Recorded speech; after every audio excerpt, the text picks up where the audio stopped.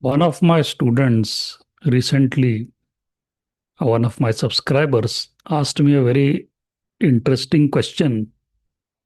He said that if I buy a stock at, let's say, base one, base two, and it starts to go up, but instead of reaching the 20-25% distance, let's say that it goes up like 15% and then it falls from there, comes down to 8% level from your buy point.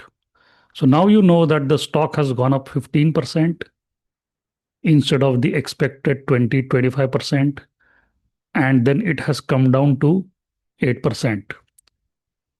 The question is, what should we do in such case? Should we retain our stop loss at 8% and let the trade run? Or should we sell the stock, book 8%, and then wait for another base to complete? I wanted to discuss this. That is why I am making this video. Have a look at this diagram.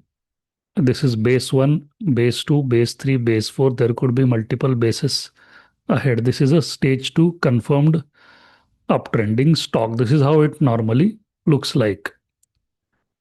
Now, I want you to understand the difference between standalone decision making and conditional decision making.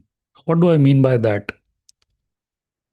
Conditional decision making means, for example, let's say the stock you buy somewhere here goes up 15%, comes down, and now it is sitting at 8% above your buying price.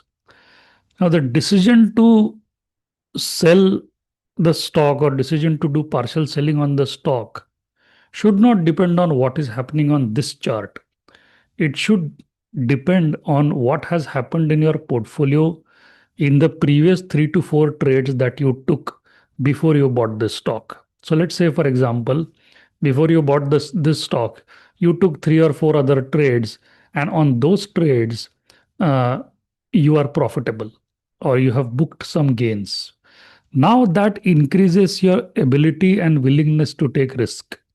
So in that case, you would probably not want to sell the stock at 8%. You would want to give it more time as long as it remains above the relevant moving averages.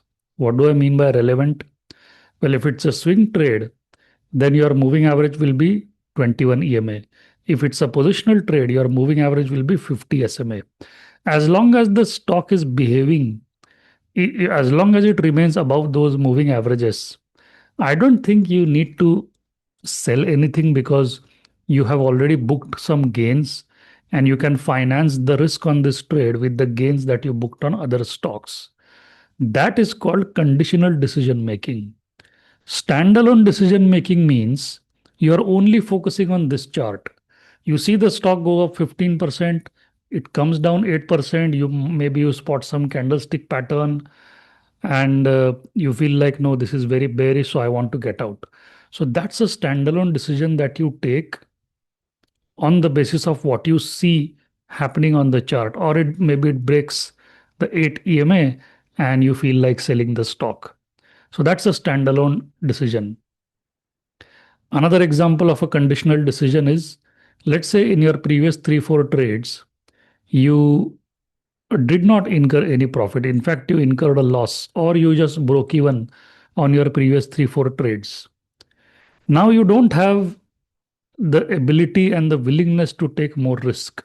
You don't want to lose money on this stock because that would be like expanding your loss. Now, in such case, at an 8% level, you might want to sell half of your position or maybe full position to finance the loss that you have already booked. Okay, so this is an advanced discussion. Moreover, if the stock goes up 15%, comes down, it is sitting at 8% above your average execution price, you might want to look at market conditions. You might want to look at whether the fundamentals of the company has changed. You might want to look at the 12 different fundamental criteria that we use to determine the character of a stock, whether it's a swing trade or a positional trade. Depending on what is happening on those lines, you would decide what would you want to do at that 8% level. So that decision to do something at that 8% level is not the same for all professional traders, right? It depends on what is happening in your portfolio. So a lot of students ask me, okay, I've bought the stock, it's gone up 15%. Now what should I do? If I don't sell and if it comes down, I lose 15%, right? If I sell it and if it goes up, that's an opportunity cost. I miss that particular rally. So what should I do? Well, I don't know what you should do. I know what you should be expecting from the stock. You should be expecting the stock to go to 20-25% level before it starts to form another base. Now, if it goes beyond 20 to 25% level, great, that's like a bonus for us. Fantastic. But then you would be very cautious taking a trade on the next base because the stock now is already extended. So, conditional decision making versus standalone decision making, you need to understand this concept. The chart might be the same, the stock might be the same, but for two different professional traders, the decision could be very, very different because the conditions are different. Similarly, a 25-year-old person trading the stock and a 75-year-old person trading the same stock, being in the same situation, the position sizing is going to be different and the way the trade is managed is going to be very, very different. The 25-year-old guy probably would like to take more risk because he has a lot of income generating years left ahead of him. The retired person, the 75-year-old guy, he doesn't want to take too much risk.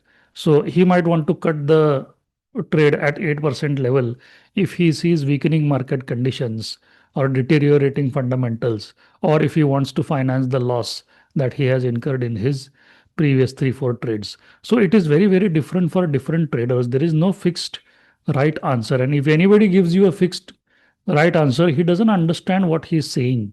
Okay, trading is a very dynamic process. You have to look at each situation on a case by case basis. You have to look at the trader's portfolio. You have to look at the trader's psychology. You have to look at the previous trades that he has taken. You have to look at the logic used to exit or not exit the trade and then decide whether the decision that was taken was right or wrong. Right? So there are too many factors involved. So there is nothing right or wrong or black and white in trading. There are a lot of gray areas. So you have to take a decision in the moment. That is why I wanted to teach you this concept of standalone decision making versus conditional decision making. I always make conditional decision making. This is the reason why if you are spending time on backtesting, that is an absolute waste of time. If you find yourself looking at 500 charts and looking at those charts and saying, okay, if I would have bought here, I would have probably made so much money. That is absolute nonsense. You cannot do that in real life. In hindsight, everything looks rosy and flashy. In hindsight, everything looks like you could have made a lot of money. But when it comes to real time trading, you have to take trades based on strict criteria. You have to control your position size. You have to keep a decent stop loss and you have to manage the trade using conditional decision making. Thank you so much.